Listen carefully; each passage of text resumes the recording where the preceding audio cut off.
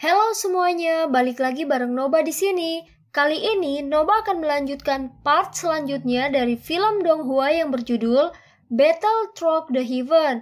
Noba mengingatkan sekali lagi ya bahwa konten ini full spoiler. Tanpa lama-lama lagi, yuk langsung aja kita masuk ke isi ceritanya.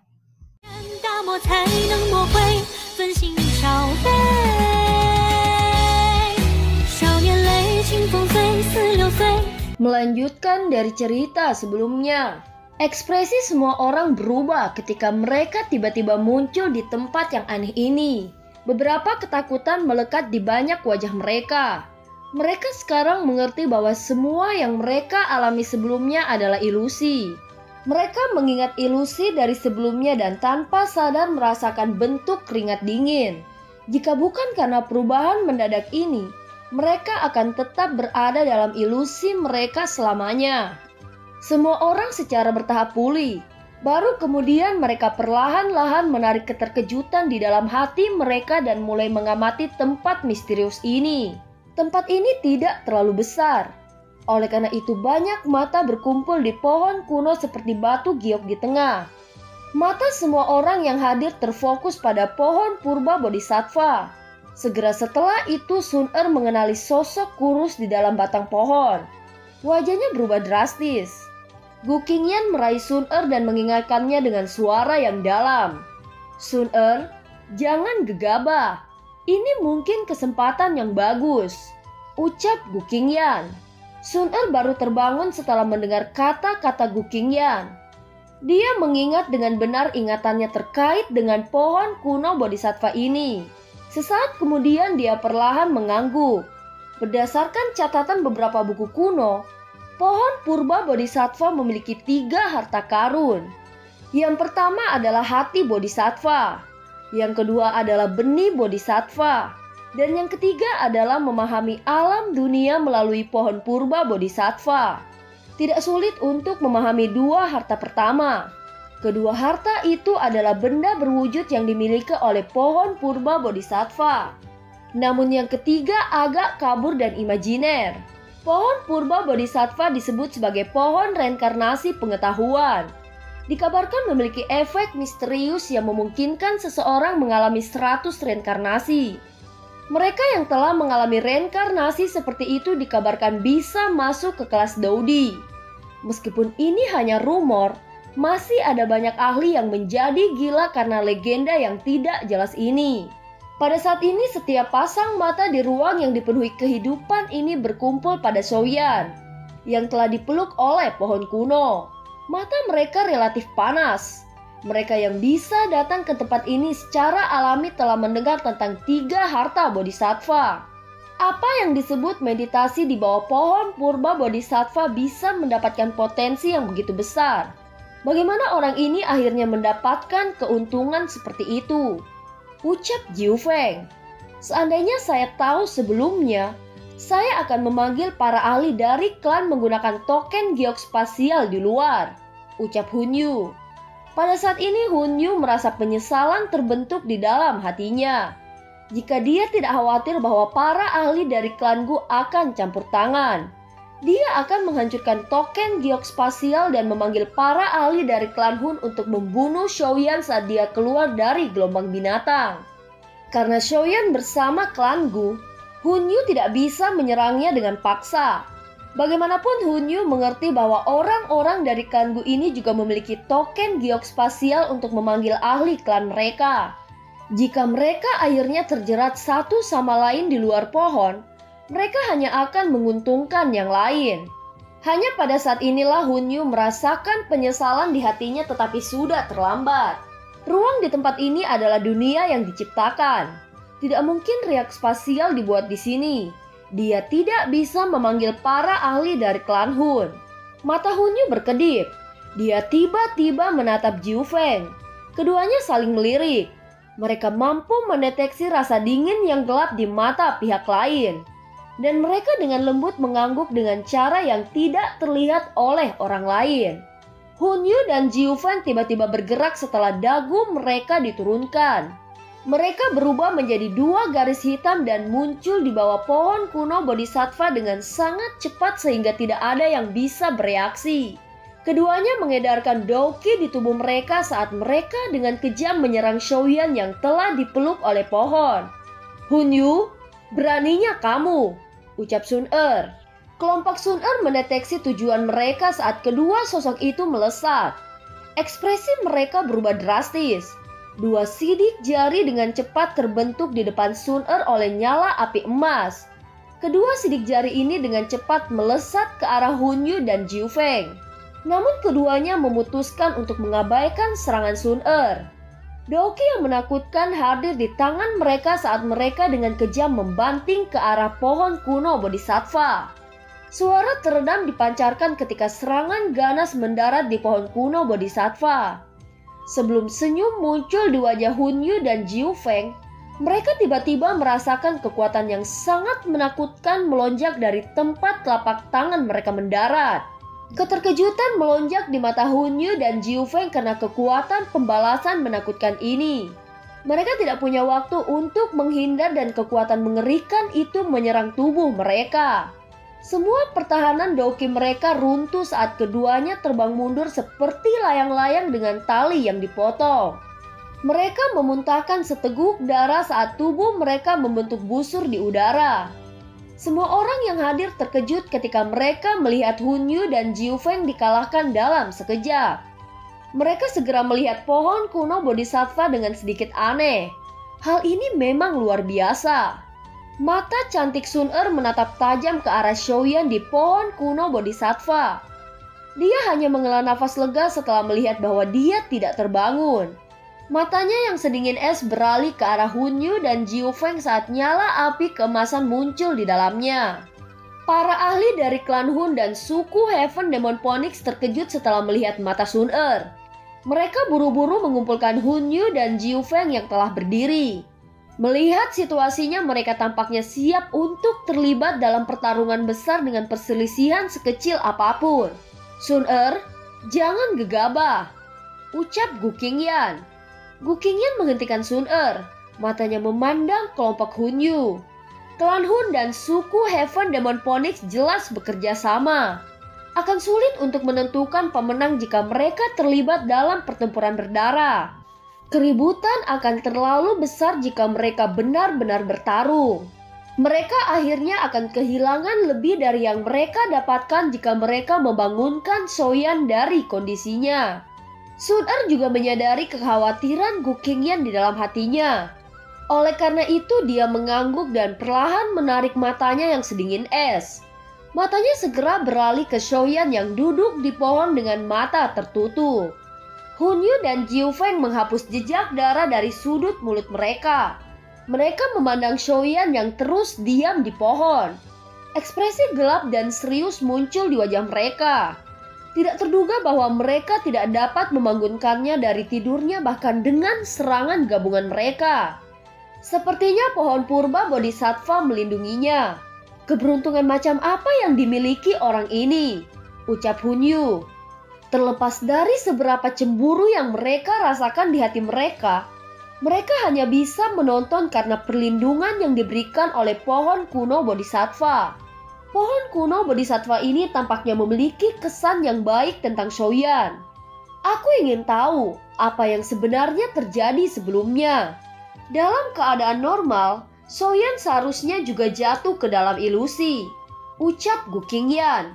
Sun-er mengangguk dan berkata, "Selain itu sepertinya tidak mungkin meninggalkan tempat ini. Aku mencoba sebelumnya tetapi aku tidak dapat merobek celah spasial sekecil apapun. Kita hanya bisa menunggu Shoyan Gege terbangun," ucap Sun-er. Pada saat ini Cailin juga membuka mulutnya untuk berbicara. Tidak mungkin baginya untuk meninggalkan Shoyan pergi. Yang bisa kita lakukan hanyalah menunggu. Setidaknya kekuatan hidup di tempat ini sangat padat. Seharusnya tidak menjadi masalah untuk menunggu beberapa saat.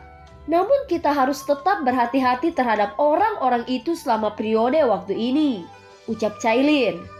Kelompok Sun-er perlahan mengangguk setelah mendengar kata-kata ini. Konsep waktu di dalam tempat misterius ini sangat kabur.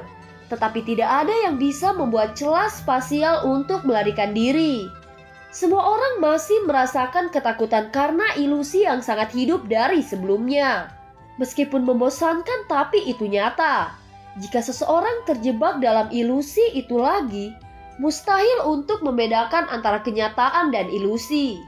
Semua orang secara bertahap mulai memasuki kondisi pelatihan mereka.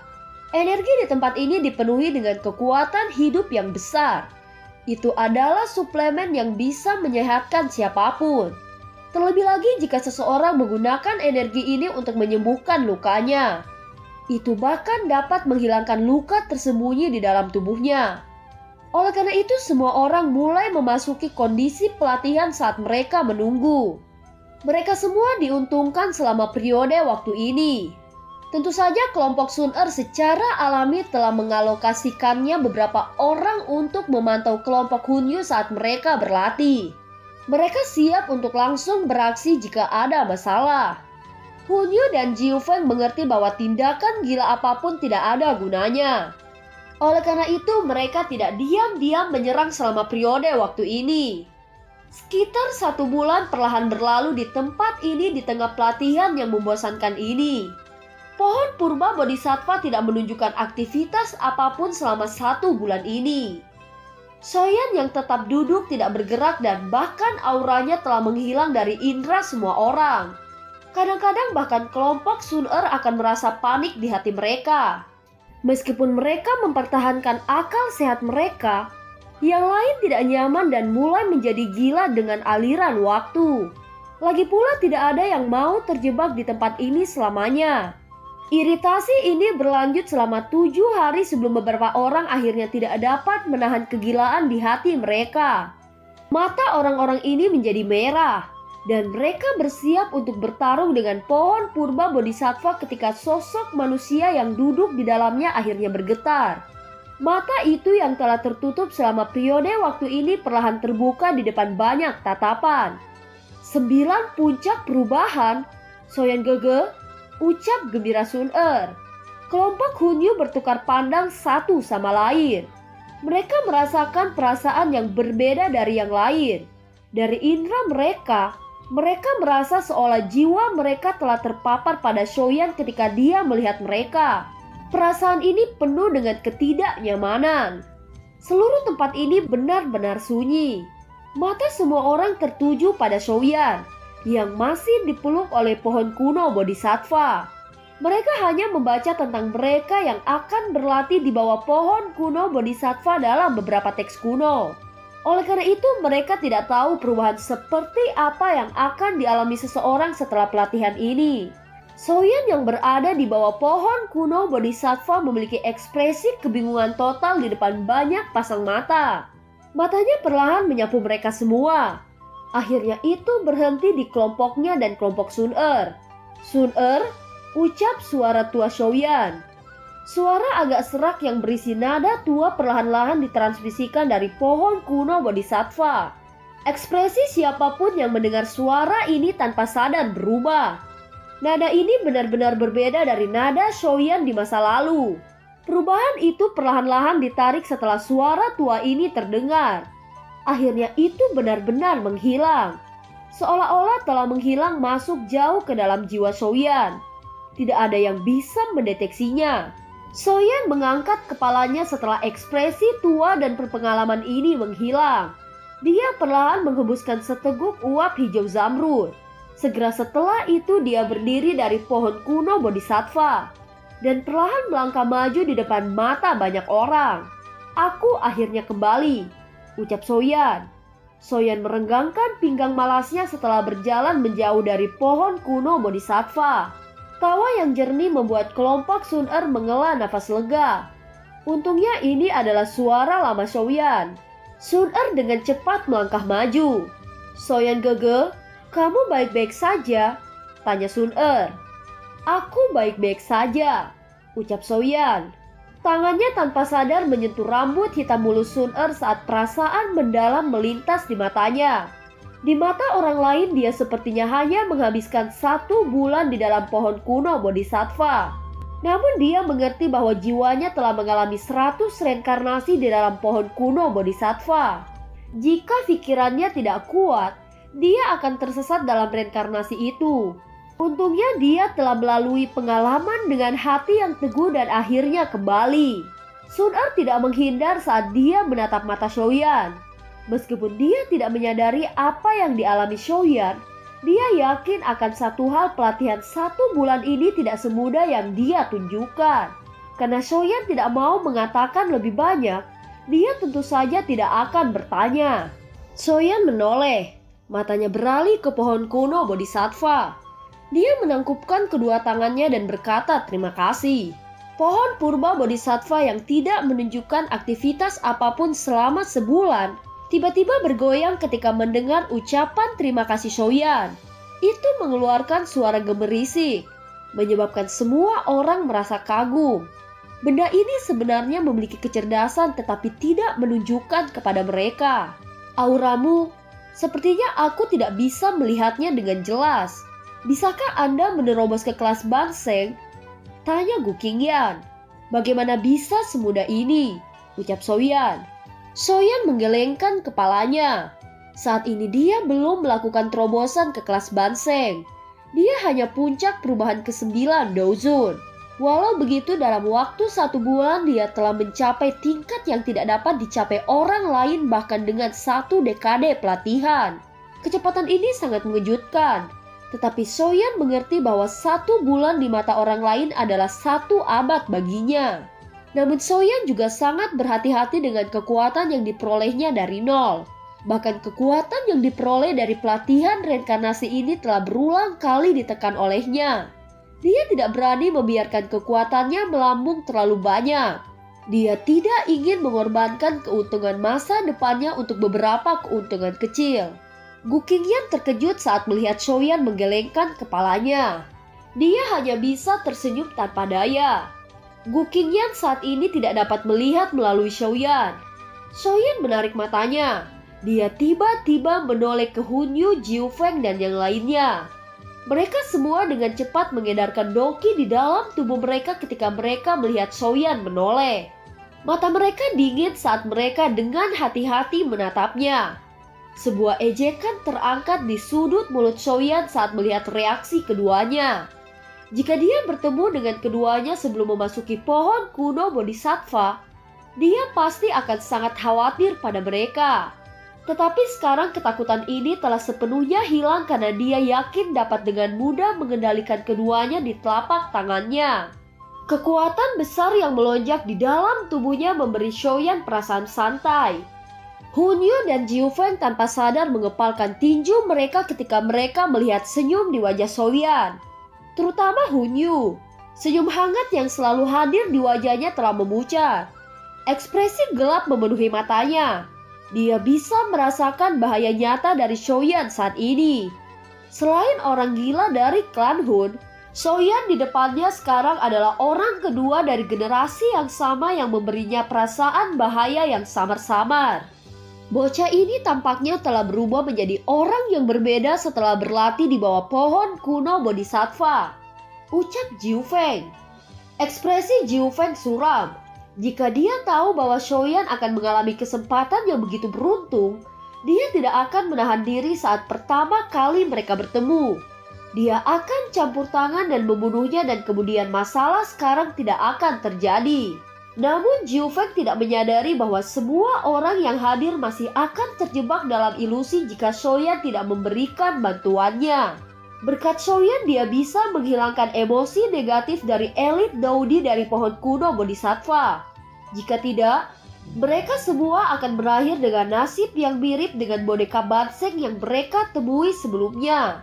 Cahaya hijau zamrud tiba-tiba terpancar dari pohon kuno Bodhisattva sementara emosi semua orang bergejolak karena transformasi Xiaoyan. Sesuatu sepertinya dibutahkan. Rombongan Hunyu buru-buru mundur saat melihat pohon purba Bodhisattva bergerak. Mereka sudah mengalami betapa menakutkannya itu. Secara alami mereka tidak berani meremehkannya.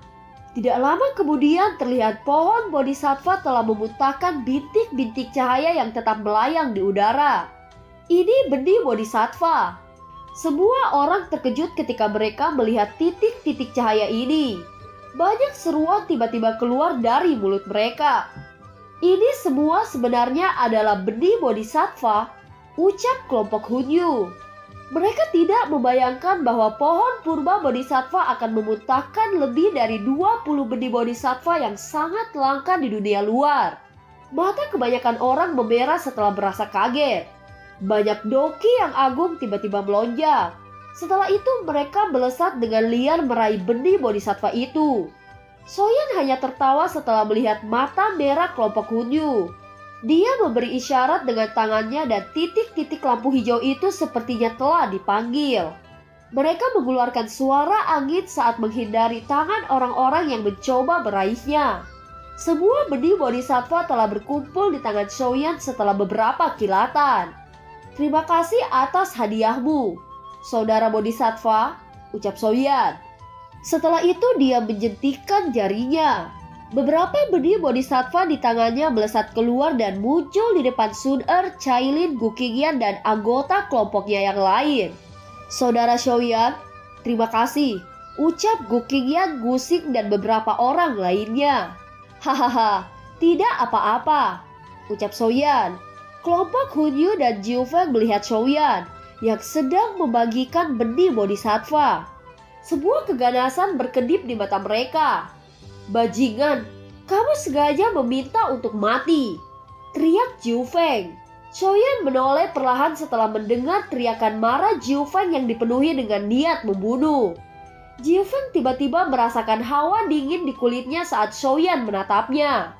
Kami telah memasuki pohon kuno bodhisattva bersama-sama dan mengalami begitu banyak rintangan. Namun kamu sekarang berencana untuk mengambil semua benih bodhisattva. Bukankah kamu terlalu tidak masuk akal? Ucap Jiufeng. Tidak masuk akal? Aku khawatir ini bukan apa yang kamu pikirkan. Kamu seharusnya berpikir untuk berbicara dengan kepala tanganmu kan? Ucap Soyan. Soyan mengerti dengan jelas di dalam hatinya bahwa jika bukan karena kekuatannya menghalangi Jiufeng, kemungkinan Jiufeng akan menyerang dan dengan paksa mengambil benih bodhisattva itu. Sudut mata Jiufeng berkedut beberapa kali. Keinginan membunuh yang tidak dapat ditekan melonjak di dalam hatinya. Dia menoleh dan menatap Hunyu. Suaranya muram saat dia berkata, Saudara Hunyu, jangan katakan padaku bahwa kamu senang dia mengambil semua benih bodhisattva. Kamu tidak rela usaha kita selama periode waktu ini menjadi sia-sia kan? Ucap Jiufeng. Ekspresi Hunyu tenang. Dia tidak menjawab. Sebaliknya kedua matanya berkedip dengan ekspresi menyeramkan dan menunjukkan ketidakpuasan di hatinya. Terlepas dari seberapa perhitungannya dia masih kesulitan menahan amarah dan keinginannya untuk membunuh saat ini. Soyan, bagikan 8 benih bodhisattva ke klan Hunku dan pihak Heaven Demon Phoenix untuk mengakhiri masalah ini, ucap Hunyu. Soyan tersenyum. Dia membuka tangannya dan melihat 11 benih bodhisattva di telapak tangannya. Jika dia memberikan 8 benih bodhisattva kepada mereka, dia hanya memiliki 3 yang tersisa. Ini bukan sesuatu yang akan dilakukan Soyan. Selain itu, benih bodhisattva ini memiliki efek misterius meningkatkan peluang seseorang untuk berhasil maju ke kelas Douseng. Dan benih dapat digunakan untuk memurnikan pil bodhisattva. Pil obat tingkat 8 yang akan memanggil pil petir 9 warna. Itu dapat menyebabkan banyak 9 ahli perubahan puncak Daozun menjadi gila. Jika dia memberikan benih bodhisattva ini kepada mereka, kedua faksi ini mungkin memiliki lebih banyak orang yang menerobos ke kelas Douseng. Akankah Soyan akhirnya menciptakan musuh yang kuat tanpa alasan? Dengan karakter Soyan, dia secara alami tidak akan melakukan sesuatu yang begitu bodoh. Oleh karena itu, dia dengan lembut menggelengkan kepalanya dan perlahan menjawab, "Aku menolak," ucap Soyan. Suasana tempat ini menjadi tegang setelah 2 kata Soyan perlahan terdengar. Mereka tahu bahwa masalah hari ini tidak akan berakhir dengan damai. Ekspresi Hunyu menjadi tidak stabil setelah Soyan mengucapkan 2 kata itu. Hunyu memelototi Soyan. Sesaat kemudian dia perlahan mengangguk dan berkata, "Kalau begitu, aku hanya bisa membunuhmu dulu," ucap Hunyu. Setelah kata terakhir Hunyu terdengar, banyak ahli dari klan Hun dan suku Heaven Demon Phoenix secara bersamaan melepaskan doki mereka tanpa menahan diri. Tubuh mereka melintas saat mereka mengepung kelompok Soyan. Ekspresi kelompok Sun-Er berangsur-angsur menjadi dingin ketika klan Hun dan suku Heaven Demon Phoenix menyerang pada saat yang bersamaan. Mereka melangkah maju dan doki di dalam tubuh mereka mulai beredar. "Hunyu, apakah kamu benar-benar berencana memulai perang besar antara klan Gu dan klan Hun?" ucap Gu Qingyan. "Perang besar? Klan Hunku tidak pernah takut dengan klan Gumu. Kami telah meninggalkanmu dalam damai begitu lama untuk memberimu semua sedikit lebih banyak waktu. Apakah kamu benar-benar berpikir bahwa klan Hunku tidak berani menyentuhmu?" ucap Hunyu.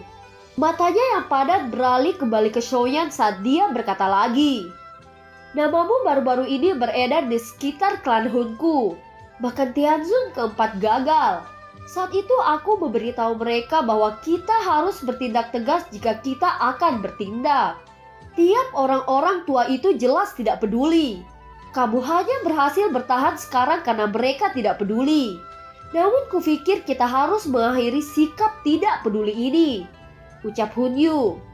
Sebuah doki hitam pekat tiba-tiba melonjak keluar dari tubuh Hunyu ke segala arah setelah kata-katanya terdengar. Gelombang demi gelombang riak terus menyebar dari tubuhnya. Ekspresi serius muncul di wajah kelompok Sun-Er ketika mereka merasakan riak agung yang menyebar dari tubuh Hunyu. Hunyu ini bisa berada di peringkat 3 teratas di atas generasi muda klan Hun. Orang seperti itu relatif merepotkan untuk dihadapi. "Serahkan Soyan padaku, Saudara Jiu Feng. Yang lain akan diblokir oleh suku Heaven Demon Phoenix dan ahli lainnya dari klan Hun," ucap Hunyu. Jiu Feng mengangguk setelah mendengar kata-kata Hunyu. Dia melirik Soyan dan berkata, "Aku ingin menghadapi bocah ini dalam pertempuran. Tetapi karena Saudara Hunyu telah berbicara, aku akan menyerahkannya kepadamu," ucap Jiu Feng. Keinginan membunuh melonjak di mata ahli di sekitar kelompok Sun-Er setelah suara dingin Jiu Feng terdengar. Pilar doki yang kuat bersiul ke arah kelompok Sun-Er tanpa ampun. Dihadapkan dengan serangan banyak ahli dari klan Hun dan suku Heaven Demon Phoenix, kelompok Sun-Er mendengus dingin. Lengan baju mereka diayunkan dan pilar doki itu dimusnahkan ketika mereka masih berjarak 10 kaki dari tubuh mereka. Meskipun kelompok mereka lebih kecil dari klan Hun dan suku Heaven Demon Phoenix, kualitas mereka sedikit lebih baik. Sun-Er menoleh ke Soyan saat dia menghancurkan pilar doki yang bergegas. "Soyan Gege, mengapa kamu tidak meninggalkan Hunyu untuk aku tangani?" tanya Sun-Er. "Untuk ini tidak perlu. Kalian semua hanya perlu berurusan dengan Jiu Feng dan yang lainnya. Ahli netral yang tersisa kemungkinan besar tidak akan terlibat dalam masalah ini setelah menerima benih bodhisattva. Oleh karena itu kita harus dapat menangani orang-orang ini meskipun jumlahnya banyak," ucap Soyan. Dia melirik beberapa ahli netral yang telah mundur ke kejauhan. Orang-orang ini cukup kuat.